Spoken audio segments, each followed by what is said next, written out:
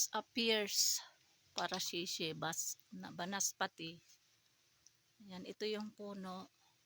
Ayan yung mga bunga, oh. May mga nahulog din.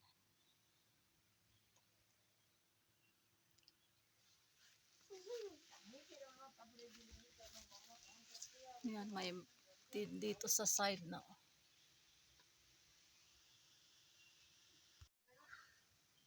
May isang puno dito na pear. Maraming bunga, oh. Ayan.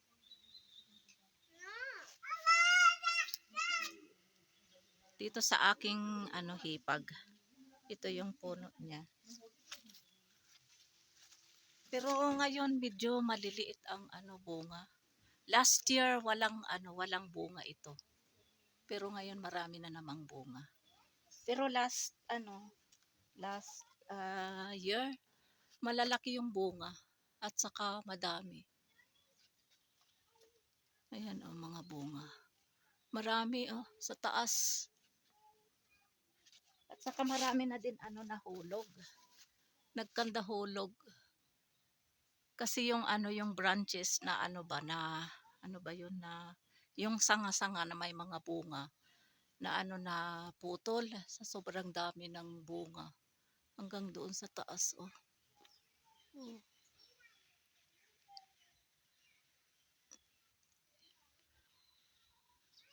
Yan.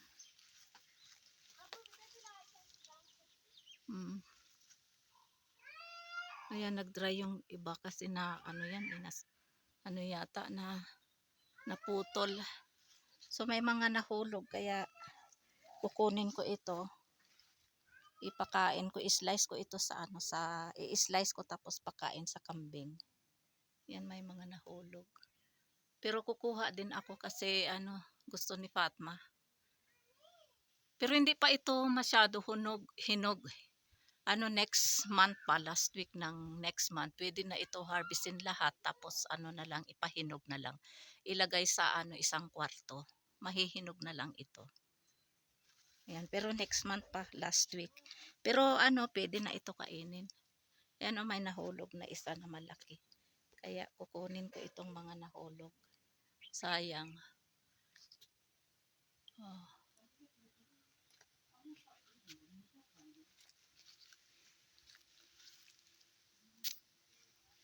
Tingnan natin dito sa side. Ayun, oh. Dami. Ang taas ng puno. Ayun, yung puno. Oh, dami. Ayan. Oh. Dami dito. Oh.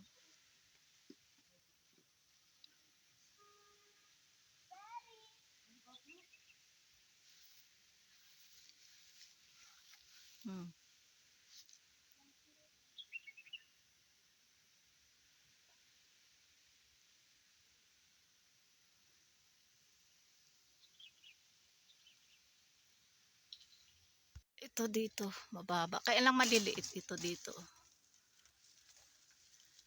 Oh.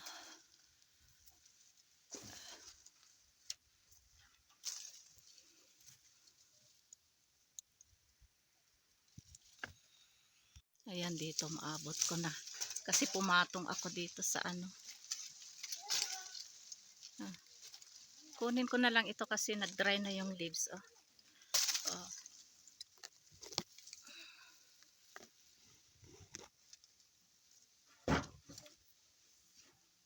Ayan, sumayad na sa sin. Ayan, dami dito. Saan ba ako papatong? Ito malaki, oh. Ayan, oh. Meron silang walnuts.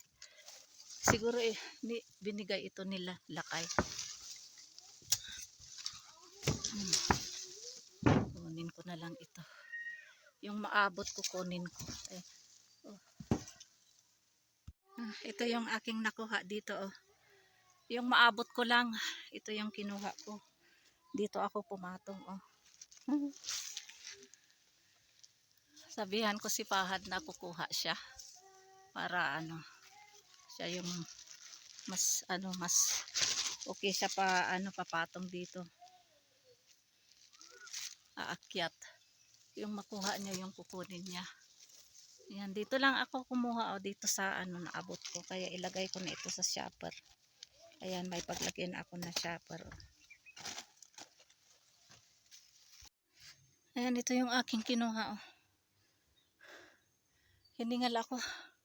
Yun yung puno. Yun yung puno ng pear. Parasisi banasmati. Kaya akyat na ako, hiningal ako. Ito ako dadaan. Ito naman yung mansanas. Akyat ako doon sa taas. Mabigat din ito. Organic piras or pears or banaspati or parasisi. This one I get from the tree. Yung maabot ko lang yung kinuha ko. And then ito naman yung mga nahulog.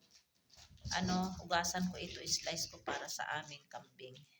So this one I keep in one place.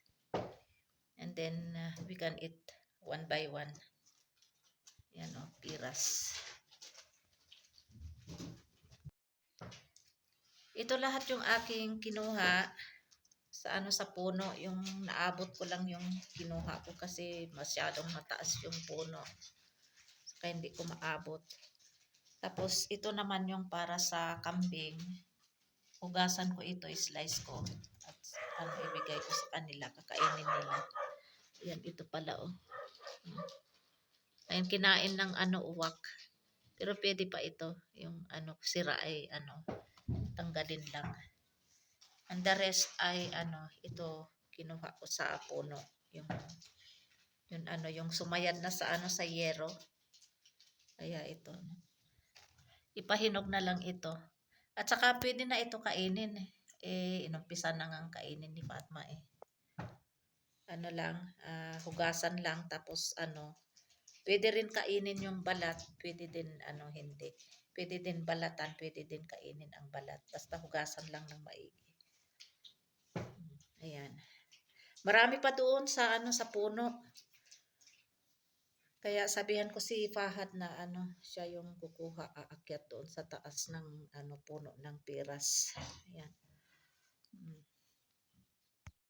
Dito ko na nilagay sa ilalim ng bed para safe kasi pag nakita ni Langga sisirain niya, kakagatin niya tapos itatapon. So dito safe na dito.